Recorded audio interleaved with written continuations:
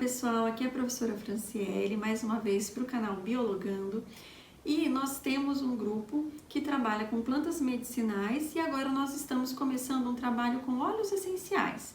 Então hoje eu vim falar um pouquinho para vocês sobre aromaterapia, certo? Para a gente entender um pouquinho o que é verdade e o que não é. Mas para a gente começar a falar sobre isso, vamos falar um pouquinho de história? Como surgiu, né, essa utilização de aromas? Então a gente tem que pensar que isso é uma coisa antiga. Por exemplo, né, a queima de madeira que era feita antigamente para liberar os aromas ou aqueles odores, as pessoas já pensavam que esses aromas saíam pelas chaminés e iriam agradar os deuses, deixar o paraíso, por exemplo, mais perfumado. A Cleópatra, por exemplo, para vocês terem uma ideia, 2 vezes por dia ela se banhava em digamos assim, uma mistura de água com rosas e broto de flor de laranjeira. A rainha Elizabeth I, ela tinha sua própria destilaria. Só que nessa época era muito chique assim você ter luvas, né, e luvas perfumadas. Então ela fazia seus próprios perfumes para perfumar as suas luvas. Bem, mas aí tudo isso então, né, era uma utilização, né, para um bem-estar e que ganhou bastante destaque com um engenheiro químico francês que era Gattefossé.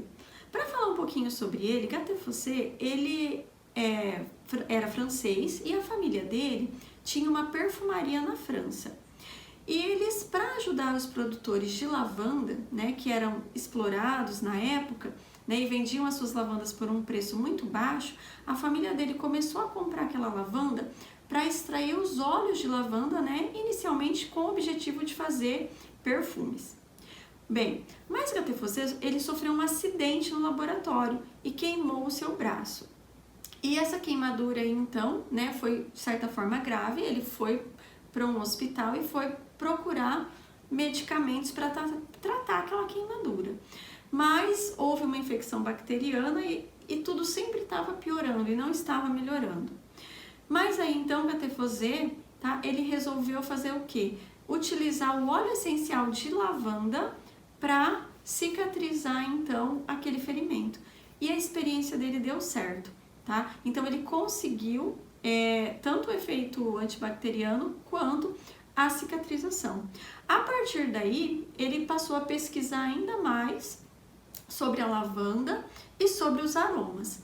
Até que ele, em 1937, publicou o seu livro, tá, de aromaterapia, que traz então todas as informações da pesquisa dele e da importância então da lavanda, que foi para ele, né, e depois ele resolveu disseminar isso.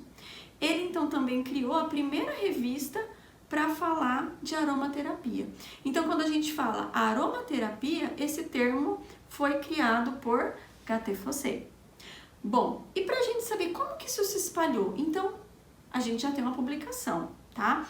E a partir daí, depois um médico do exército francês, ele começou a usar os óleos de lavanda nos ferimentos dos soldados, tá? O Jean Valnet. E usando esse óleo de lavanda nos ferimentos dos soldados, ele viu que o resultado foi muito bom.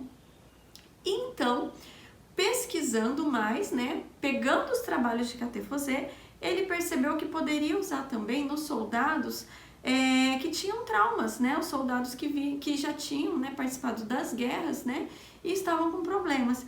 E utilizando os aromas também para esses soldados, ele teve um bom resultado.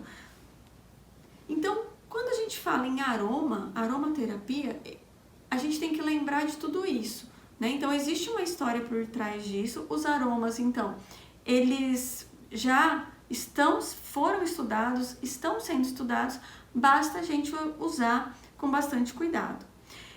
Bom, para a gente fechar esse vídeo, eu vou falar só um pouquinho do Bach. Eduard Bach, ele foi um médico, tá?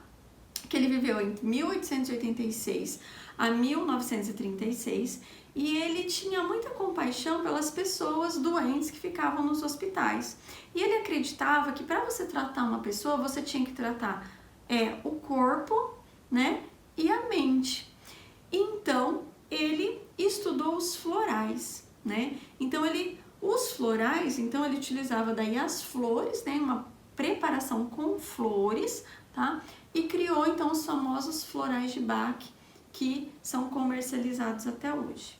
Então, quando a gente fala nas plantas, na aromaterapia, em plantas medicinais, é verdade? É verdade, mas a gente tem que saber utilizar corretamente. Então, hoje esse meu vídeo era sobre isso e eu quero convidar vocês para assistir a parte 2 desse vídeo, onde a gente vai falar então como que esses aromas atuam no nosso corpo.